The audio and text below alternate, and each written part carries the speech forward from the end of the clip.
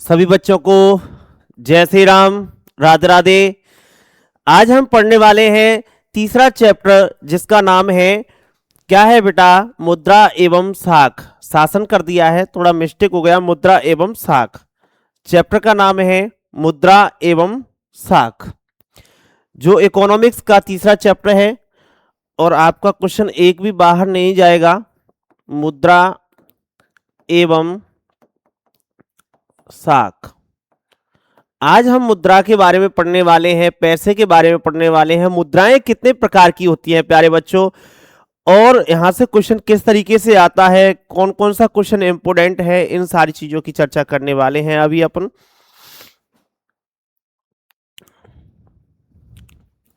चलिए बेटा, तो एमपी बोर्ड में हर साल, एमपी बोर्ड हो, यूपी बोर्ड हो, राजस्थान बोर्ड हो, कोई सा भी हो, यहाँ से क्वेश्चन बाहर नहीं जाता है, एक भी एक क्वेश्चन पूरा मिल जाता है।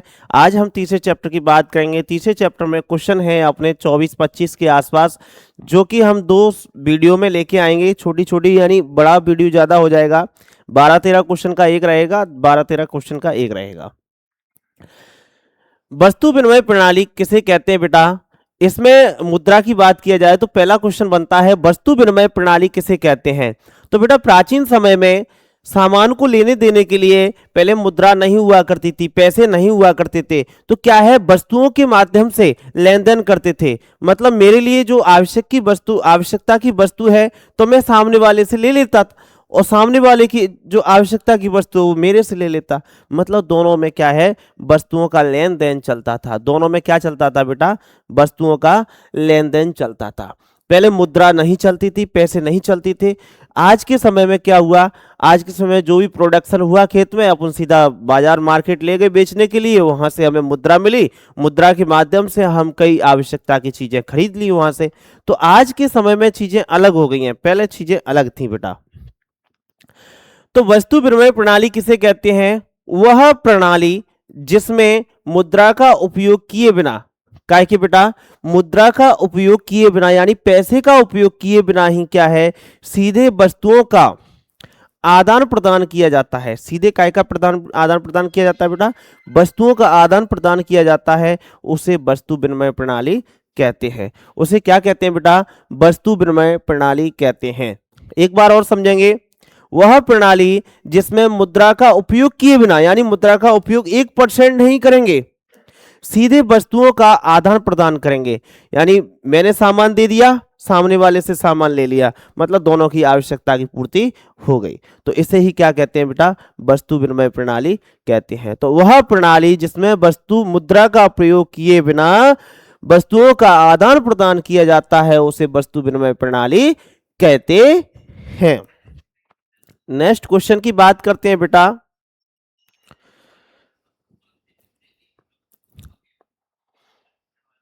नेक्स्ट क्वेश्चन है, प्राचीन समय में वस्तु विनिमय कैसे होता था? तो बेटा, प्राचीन समय में वस्तुओं का विनिमय कैसे होता था? जो प्राचीन समय निकल गया है उसमें वस्तुओं का लेन देन बहुत मुश्किल होता था, बहुत दिक्कतें आती थी। तो भाई, प्राचीन समय में वस्तु विनिमय में लोग अपनी जरूरत की वस्तुओं एवं सेवाएं किसी वस्तु या सेवा में बदल लेते थे। कहने का मतलब यह है कि पहले के समय में ऐसे मेरे को जूते की आवश्यकता है, तो मैं जूते बनाने वाले के पास जाऊंगा, और जूते बनाने वाले को आवश्यकता है गेहूं की, तो मेरे पास गेहूं है, मैं उसको गेहूं दे दूंगा, वो मेरे को क्या दे देगा? जूते बना के दे देगा। ऐसे ही अपन मटके वाले के पास पहुंचे, तो पहले आपने देखा होगा ग्रामीण इलाकों में, तो भाई मटके वाले को अनाज देते थे, मटके वाला मटका देता था। ऐसी कई चीजें चलती थी बेटा, जो चीज आज नहीं है। आज चीजें बदल गई हैं। गांव में भी देखा होगा आपने, सब्जी बेचने वाला आता है तो गेहूं से सब्जी लेते थे, बाजरा से सब्जी लेते थे, इन चीजों से लेते थे। चीजें अलग थी बेटा। तो वस्तु विनिमय प्रणाली समझ पाए, जहां वस्तुओं का लेन देन होता था, पैसे का बीच में कोई मैटर नहीं था। चलिए नेक्स्ट क्वेश्चन की बात करते हैं। थोड़ा बेटा अच्छे से पढ़ाई करो, गारंटी दे रहा हूं आपके एग्जाम से क्वेश्चन बाहर नहीं जाएगा। मुद्रा का उपयोग वस्तुओं के विनिमय में सुविधाएं कैसे आती है बेटा? आजकल क्या है, मुद्रा का उपयोग हो रहा है, पैसा बन गया है, भारतीय रिजर्व बैंक आरबीआई ने क्या है, पैसे को चालू कर दिया है, तो आज हमें वस्तुओं को लेने देने में कोई दिक्कत नहीं आती है।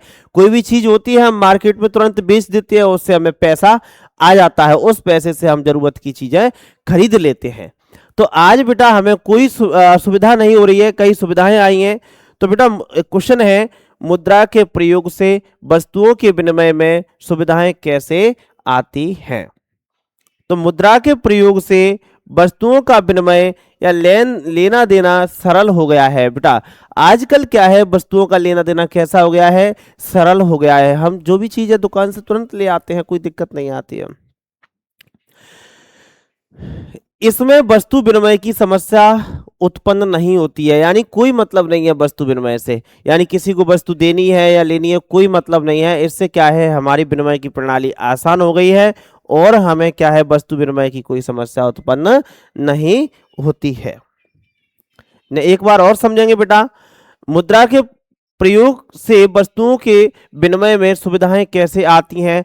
तो मुद्रा के प्रयोग से वस्तुओं का विनिमय लेना देना आसान हो गया है। विनिमय बोल दो या फिर लेना देना बोल दो, एक ही बात है, सरल हो गया है, तथा इसमें वस्तु विनिमय की समस्या उत्पन्न नहीं होती है।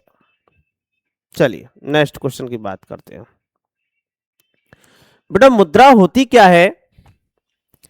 ये मुद्रा होती क्या है प्यारे बच्चों? मुद्रा क्या है प्यारे बच्चों?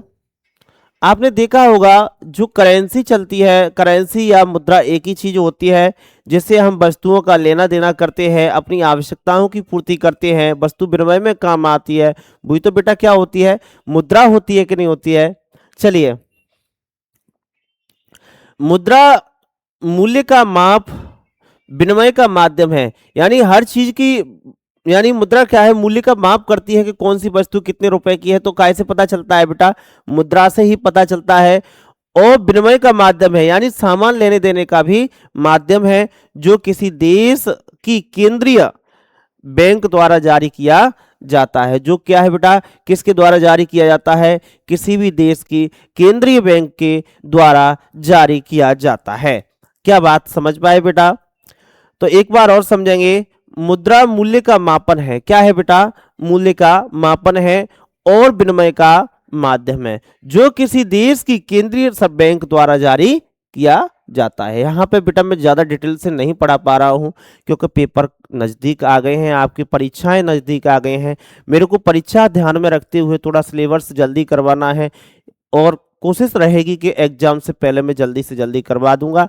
और बेटा जो भी दिक्कत है पढ़ाई लिखाई में, किसी प्रकार की परेशानी है, कमेंट बॉक्स में कमेंट जरूर डालें बेटा, जिससे हमें उत्साहित पैदा होगा और हम अच्छी तरीके से काम कर पाएंगे आपके बीच में। नेक्स्ट क्वेश्चन है, करेंसी क्या है? करेंसी वह माध्यम है जिसका उपयोग किसी देश में वस्तु एवं सेवाओं को खरीदने एवं बेचने के लिए किया जाता है। बात तो वही है, किसी वस्तु को खरीदने में या किसी वस्तु को बेचने में इसका प्रयोग किया जाता है, वही करेंसी है। ऐसे डॉलर हुआ, रुपया हुआ, ये क्या है बेटा? एक प्रकार की करेंसी है, इसमें भी ऐसा कुछ खास नहीं है। मुद्रा की कार्य बताइए बेटा। मुद्रा की कार्य चैप्टर बिल्कुल सिंपल है, बिल्कुल आसान है। तो मुद्रा के बेटा क्या कार्य हैं? तो भाई एक तो विनिमय का माध्यम है मुद्रा, वस्तुओं का लेने देने का माध्यम है। इसके मुद्रा के द्वारा हम वस्तुओं को लेन देन कर सकते हैं। तो किसी भी अर्थव्यवस्था में मुद्रा की प्रमुख भूमिका विनिमय के माध्यम से की होती है। तो बेटा किसी भी अर्थव्यवस्था में, किसी भी पैसे संबंधी व्यवस्था में मुद्रा की प्रमुख भूमिका विनिमय के माध्यम से होती है। काय के माध्यम से बेटा? विनिमय के माध्यम से होती है। तो बेटा किसी भी चीज को लेने देने में काय का उपयोग होता है? मुद्रा का पहला पॉइंट हो गया नंबर 1। नंबर 2 उपभोग। मुद्रा के माध्यम से हम अपनी आवश्यकताओं की वस्तुओं एवं सेवाओं को खरीद सकते हैं। तो बेटा अगर हमारे पास मुद्रा नहीं होगी तो ये बताइए हम अपनी आवश्यकताओं की वस्तुओं को या सेवा की वस्तुओं को खरीद सकते हैं? नहीं खरीद सकते हैं। तो मुद्रा के माध्यम से हम अपनी आवश्यकता की वस्तुओं को एवं सेवाओं को आसानी से खरीद सकते हैं। और बेटा काय में? व्यापार में। नंबर 3 व्यापार। यहां से 4 नंबर का क्वेश्चन भी रहता है। मुद्रा के द्वारा व्यापारिक क्रिया सफलतापूर्वक पूरी की जा सकती हैं। बेटा देखो, मुद्रा के माध्यम से हम कोई भी व्यापारिक क्रियाओं को आसानी से कर सकते हैं। देखो, मुद्रा ही नहीं होगी तो हम किसी से व्यापार नहीं कर सकते हैं, क्योंकि मुद्रा की सहायता से एक स्थान पर वस्तुओं का क्रय करके तथा दूसरे स्थान पर विक्रय किया जा सकता है। मतलब एक स्थान से सामान को खरीदा और दूसरी जगह पे बेचना। ये कैसे ही संभव हो सकता है बेटा? ये एक मुद्रा से ही संभव हो सकता है। अच्छे तरीके से पढ़िए और समझिए चीजों को, और जो भी दिक्कत है कमेंट बॉक्स में कमेंट जरूर डालिएगा। एक बार और समझाऊं आपको, एक बार और समझेंगे तो भाई एक काय का माध्यम है, विनिमय का माध्यम है। किसी भी अर्थव्यवस्था में मुद्रा का प्रमुख भूमिका क्या है बेटा? विनिमय के माध्यम से होती है। मतलब विनिमय का माध्यम है उपभोग। तो मुद्रा के माध्यम से हम अपनी आवश्यकताओं की वस्तुओं एवं सेवाओं को खरीद सकते हैं, आसानी से खरीद सकते हैं, कोई दिक्कत नहीं आएगी बेटा। व्यापार में तो मुद्रा के द्वारा व्यापारिक क्रियाएं सफलतापूर्वक की जा सकती हैं, क्योंकि मुद्रा की सहायता से किसी वस्तु को क्रय कर सकते हैं और दूसरे स्थान पर क्या कर सकते हैं? विक्रय कर सकते हैं, यानी बेच सकते हैं।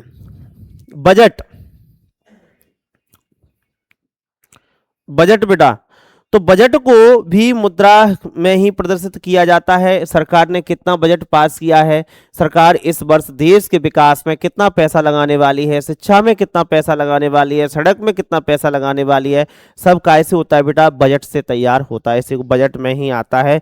तो सरकारी आय एवं खर्चा भी क्या है? मुद्रा में ही प्रदर्शित किया जाता है। तो बेटा बिना मुद्रा के तो जीवन सफल हो ही नहीं सकता है। मुद्रा तो बहुत आवश्यकता की चीज है और अच्छे तरीके से समझने का पूरा प्रयास करिए। नेक्स्ट क्वेश्चन की बात करते हैं।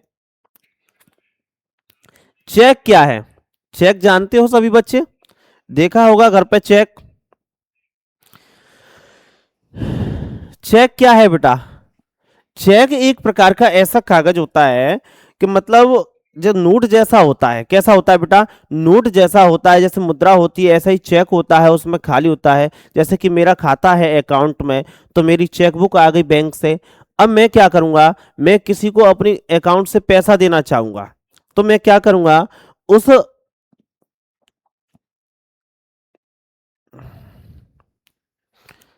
माना कि मेरे नाम से चेक है, ये मेरा नाम डला हुआ है, लेकिन मैं किसी को पैसे देना चाहता हूं। क्या देना चाहता हूं बेटा?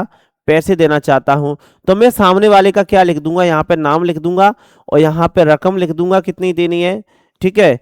और यहाँ पे शब्दों में रकम लिख दूंगा, यहाँ पे अपने हस्ताक्षर कर दूंगा जो भी है, ठीक है। तो क्या हो गया बेटा? चेक। तो मैंने अपने आदेश दे दिया है अपने खाते से निकालने का कि हाँ मेरे खाते से निकालकर इस सामने वाले व्यक्ति जो नाम डला है ना, उस व्यक्ति को मेरे खाते से इतने पैसे दे दिए जाएं। तो एक प्रकार का आदेश ही चेक कहलाता है। तो बेटा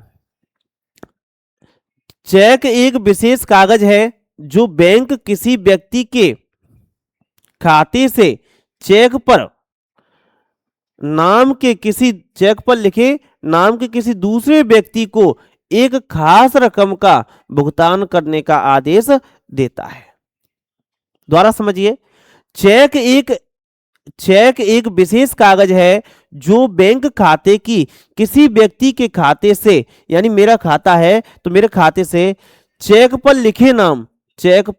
लिखे नाम के किसी दूसरे व्यक्ति को एक खास रकम भुगतान करने का आदेश देता है कि भाई मेरे खाते से पैसा निकाल के उसको दे दिया जाए। इसके लाभ क्या होते हैं बेटा चेक के? तो आप अच्छे तरीके से जानते हो, यह लेन देन का एक सुरक्षित तरीका है। यानी किसी को भी क्या है, चेक काट के दे दो और ले जाएगा। 1 लाख, 10 लाख, 20 लाख, 50 लाख, जितना भी देना है दे सकते हो आप, कोई दिक्कत नहीं है। तो अच्छा माध्यम है। और बेटा मुद्रा की अपेक्षा चेक से लेना देना आसान होता है, ले पाना आसान होता है, कहीं से भी चेक ला सकते हैं, कोई दिक्कत वाली बात नहीं है। और जहां पे भी जमा करोगे आप पैसा निकालोगे तो बैंक वाला उस जिस खाते का चेक है उसके लिए एक बार फोन भी लगाएगा, क्यों भाई चेक आपका ही है या नहीं है, साइन भी मिलाएगा, सारी चीज चेक करेगा तब पैसा देगा। ऐसा थोड़ी है कि तुरंत पैसे दे दे, अ, ऐसा नहीं होता है। चलिए नेक्स्ट क्वेश्चन की बात करते हैं। जिस भी क्वेश्चन में आपको डाउट लगे आप बता देना हमें। इस चैप्टर की हम 2 पार्ट में वीडियो बनाने वाले हैं, क्योंकि इसमें 24 क्वेश्चन है तो बच्चों को दिक्कत आएगी। चेक द्वारा भुगतान कैसे होता है, चेक द्वारा भुगतान कैसे होता है वो अभी समझाया था मैंने। तो चेक से भुगतान के लिए भुगतानकर्ता जिसका किसी बैंक में खाता है वह निश्चित रकम के लिए चेक काटता है। क्या करता है कि मतलब कोई भी व्यक्ति है जिसका खाता है, इसके पास चेक बुक है, वो निश्चित रकम के लिए क्या करता है, चेक काटता है। चेक एक कागज है जो बैंक को किसी व्यक्ति के खाते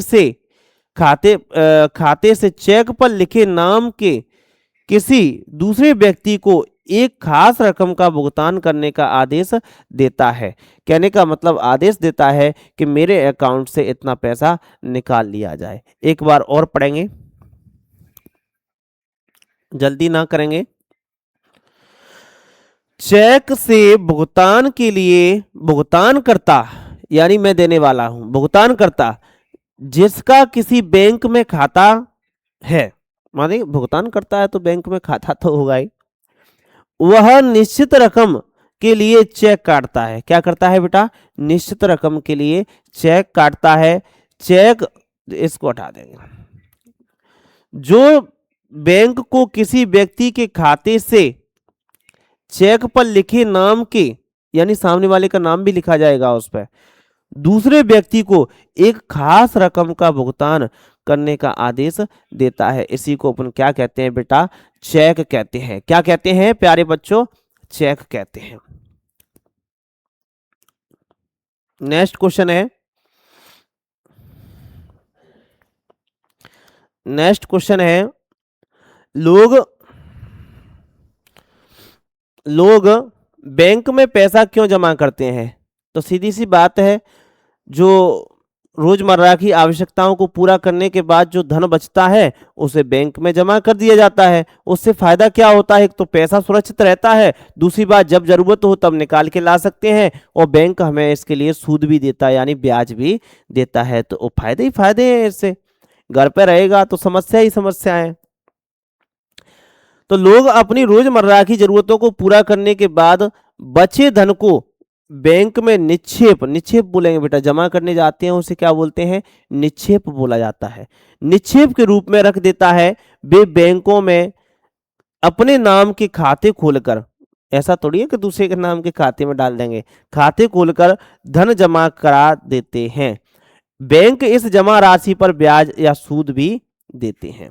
बैंक क्या करते हैं बेटा, इस जमा राशि पर क्या देते हैं, सूद भी देते हैं यानी ब्याज भी देते हैं, और आवश्यकता पड़ने पर जमा राशि को निकाल सकते हैं। इस प्रकार हमारा धन भी सुरक्षित रहता है। समझ पाए, कोई दिक्कत तो नहीं है, फायदा ही फायदा है। तो लोग अपनी रोजमर्रा की जरूरतों को पूरा करने के बाद बचे धन को बैंकों में निक्षेप के रूप में रख देते हैं, जमा के रूप में रख देते हैं। वे बैंकों में अपने नाम से खाता खोलकर धन जमा करा देते हैं। इस जमा राशि को ब्याज भी मिलता है। जमा राशि पर क्या मिलता है बेटा, ब्याज भी मिलता है, और आवश्यकता पड़ने पर जमा राशि की निकासी कर सकते हैं। इस प्रकार हमारा धन सुरक्षित रहता है। बताइए कोई दिक्कत है, कोई प्रॉब्लम है। चलिए, कोई भी क्वेश्चन में डाउट हो तो कमेंट में डाल देना।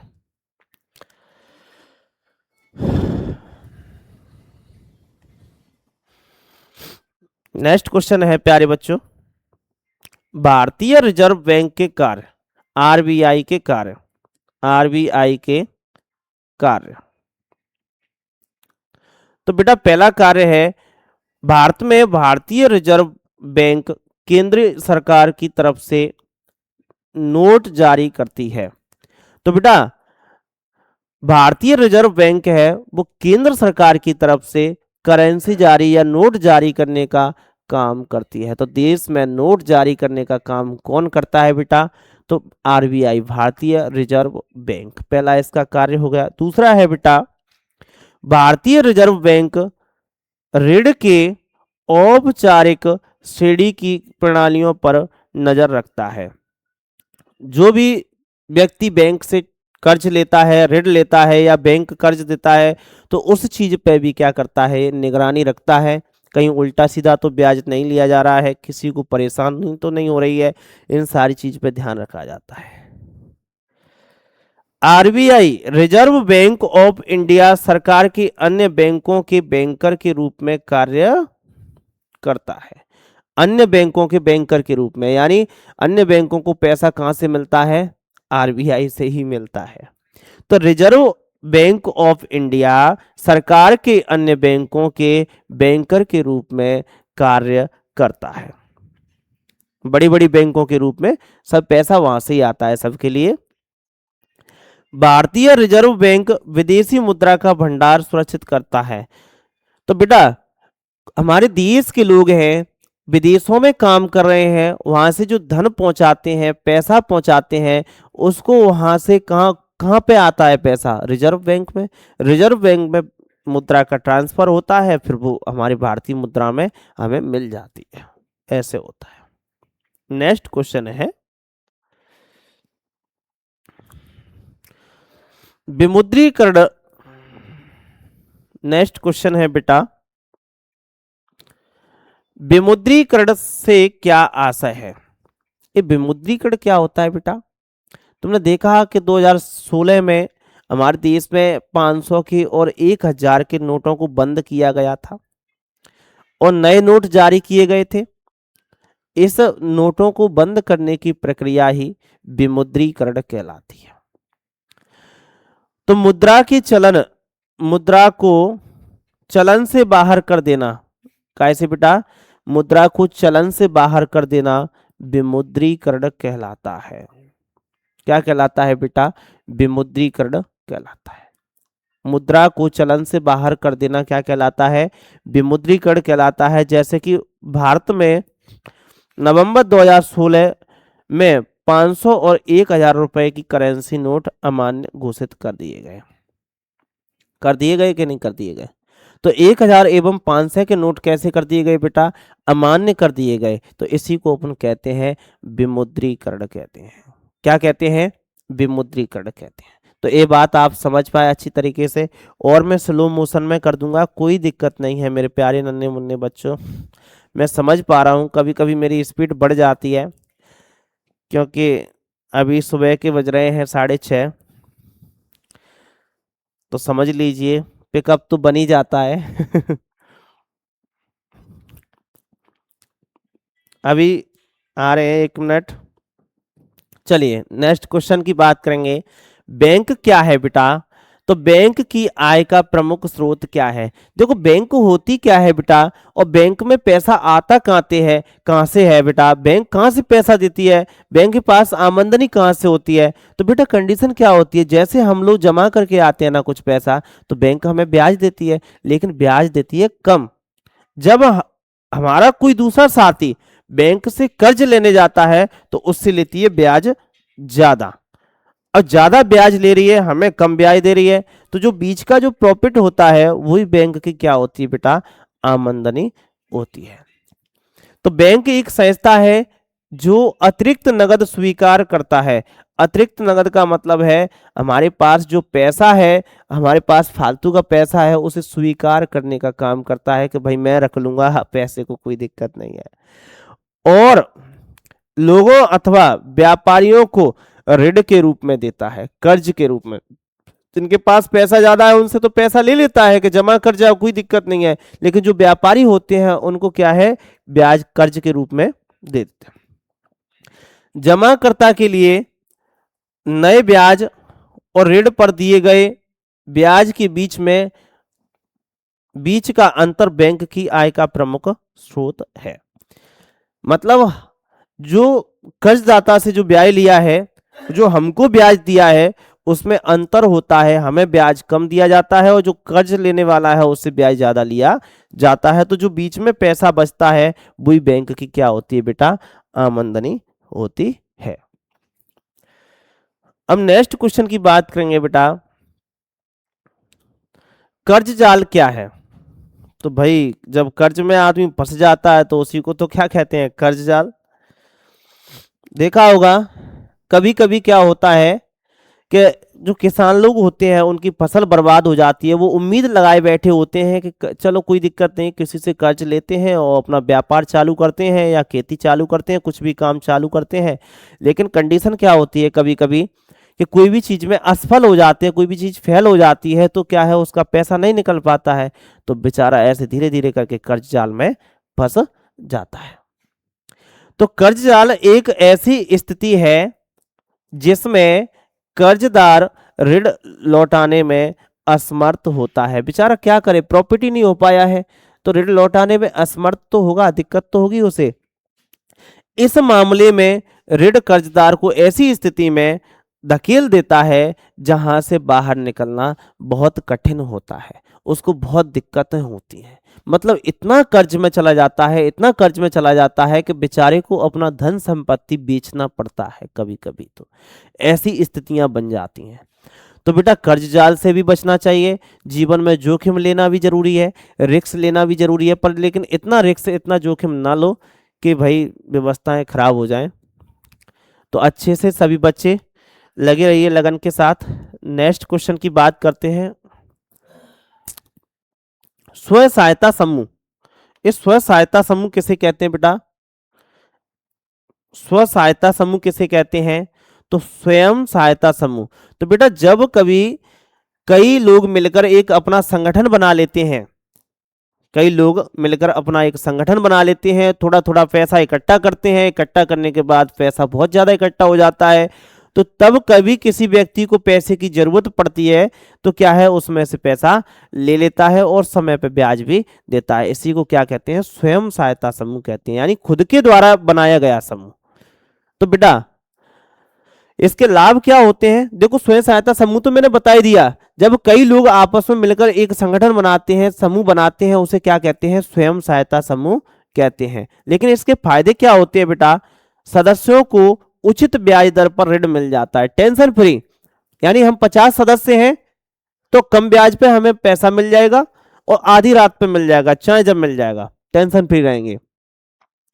स्वयं सहायता समूह ग्रामीण क्षेत्रों के गरीबों को संगठित करने में मदद करता है, और ग्रामीण लोग, इससे ये भी फायदा है कि गांव के लोग इकट्ठे हो जाते हैं, संगठित हो जाते हैं इसके जरिए, और भाई इससे व्यापार भी बढ़ता है, व्यवस्थाएं भी बढ़ती हैं, लोगों को खेती करने में आसानी होती है, हर चीज में आसानी होती है। लेकिन कुछ क्षेत्रों में तो हो रहा है ये, कुछ क्षेत्रों में नहीं हो पा रहा है, कई चीजें होती हैं बेटा। एक क्वेश्चन और करवाते हैं, इसके बाद अपन नेक्स्ट वीडियो में चलेंगे बेटा, क्योंकि एक वीडियो में करना भी ठीक नहीं है, बच्चे परेशान हो जाते हैं। मांग जमा क्या है बेटा, मांग जमा, तो ये तो सिंपल सी बात है, मांग जमा तो क्या है बेटा, क्या सिंपल है, कैसे है, मैंने अपना पैसा जमा किया खाते में और मेरे को जरूरत पड़ी आज कि नहीं भाई मेरे को आज जरूरत है पैसे की, मैं गया और वहां से पैसा लिया, बस वही तो मांग जमा है, मैंने जमा किया उसको मांग कर रहा हूं बस। तो बैंक खाते में जमा वह राशि जिसे मांग के अनुसार निकाला जा सकता है उसे ही अपन क्या कहते हैं, मांग जमा कहते हैं। तो सभी मेरे प्यारे बच्चों को सुबह सुबह का सीताराम जय श्री राम, अच्छे से पढ़िएगा, अच्छे से मेहनत करिएगा, रिजल्ट लाइएगा। ये पार्ट 1 है बेटा, ये क्या है, पार्ट 1 है, इकोनॉमिक्स का तीसरा चैप्टर है। सेकंड पार्ट में आज शाम को ही अपलोड कर दूंगा दोनों को मिला के, और अच्छे से मेहनत करिएगा। जय श्री राम।